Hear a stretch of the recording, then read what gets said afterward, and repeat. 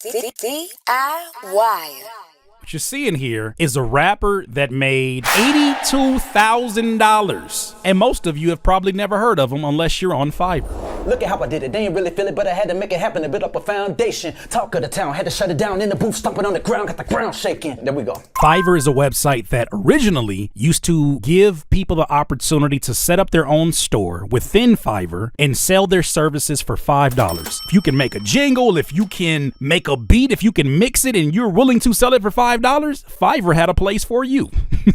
But as time has gone on, they have expanded their service, expanded the offerings for these stores. The way he used it, I think, is really, really interesting, and to me, really speaks about the DIY era that we're living in. My name is Mike Burton. I live in Houston, Texas, and I'm a rapper on Fiverr.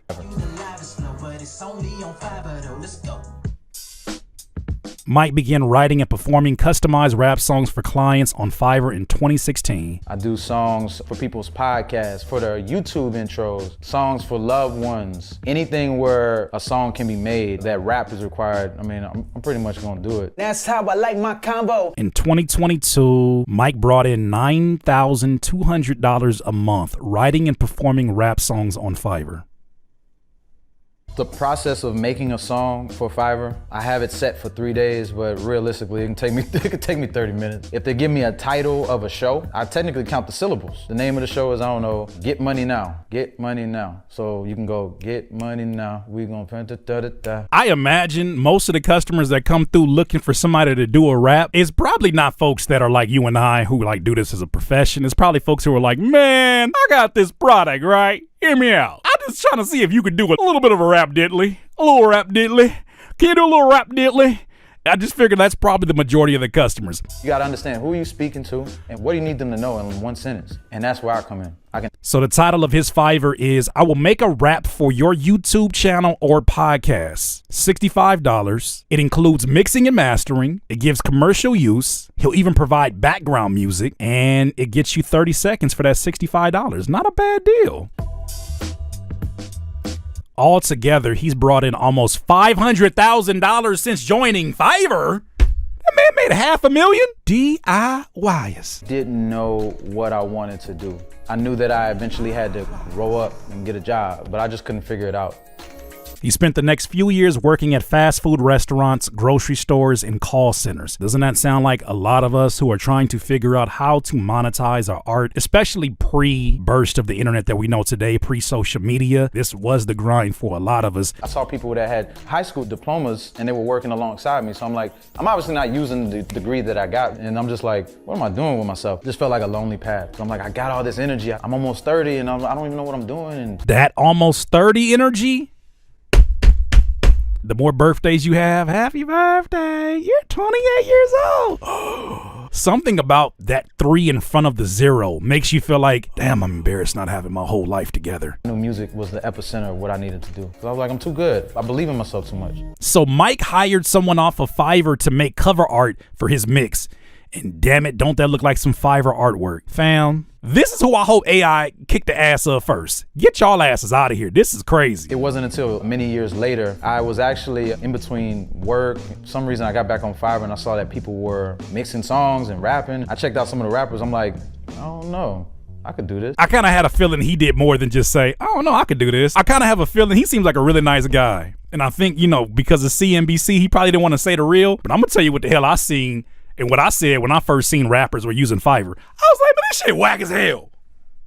I do this shit in my sleep. He don't want to say it, but I guarantee if I ever talked to Mike Burton, he'd be like, man, you whack as hell. I said a hip, and then a hip, then a keyboard. I deliver that to you in 30 minutes. Head ass.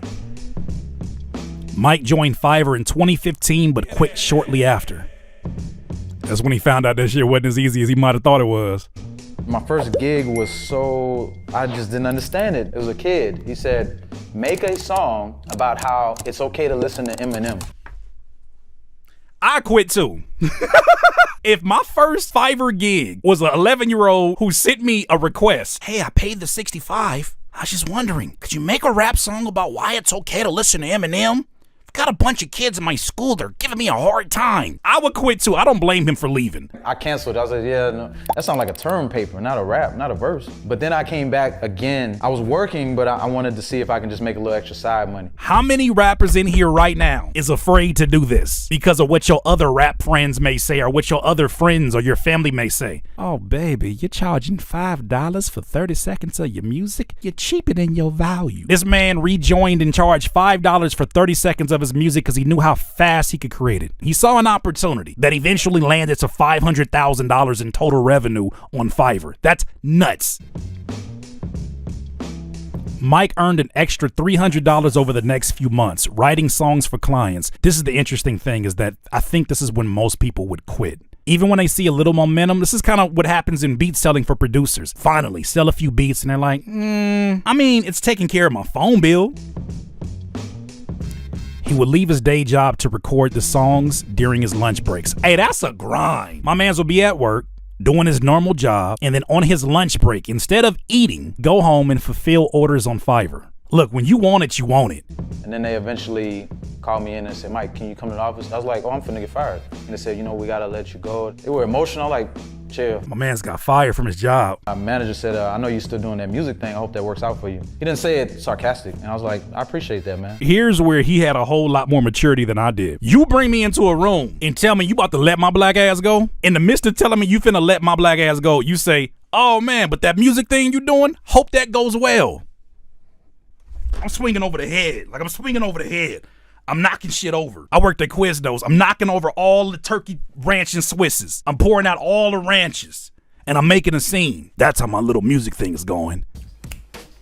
Mic check 1, 2. All right, we're gonna do it like that. Okay, Mike began working full-time on Fiverr in 2017. Valentine's, I make a rap for people's birthday. There's nothing corny about making money off of what you're doing. There's nothing corny about that. So I'm glad he addressed that. It's nothing corny about making music, doing what you love. Fam, I feel like there's so many producers, so many rappers that need to hear that message. So many people have put labels on you for taking opportunities like this. Imagine how many people never had an opportunity to see what their prime was supposed to look like because they were chasing a clone of someone else's prime. He saw a vision, he was happy with it, and he found peace in it. So now I can fund the music I want to make. It's a win-win. Him taking his Fiverr job allowed him to now be able to fund the music he wants to make simply by using the talent that he was given to help others express a message. I just wish more people saw that in society. Obviously, I'm in a room full of DIYers, but I wish more people saw the rare opportunities we have now with things like this. That's so dope. Hold on. Mike now charges $130 for 16 bars of music and $200 for a full song. To be honest with you, I do feel like it can be increased, but I keep it that way. I feel like I definitely over-deliver with what you're asking as far as the skill.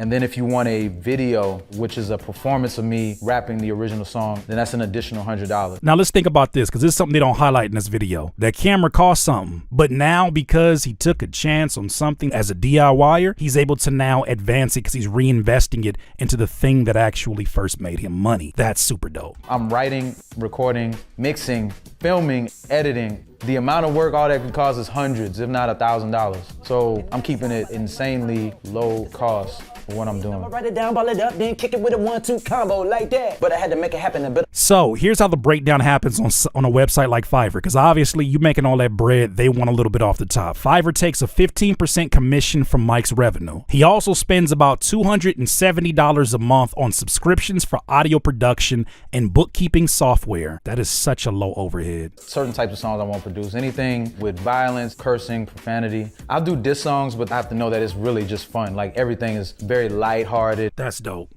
The fact that he's able to set his own standards, not a label telling him what his standards are or what their expectations are. He gets to say, I don't want to rap about these things. I have the right to say, nah, that's not for me. The things that we make last beyond our lifetime. So why you want to leave some toxic sludge? And then I'm acting as a conduit for your ideas, and I don't want that sludge in my system. Come on now.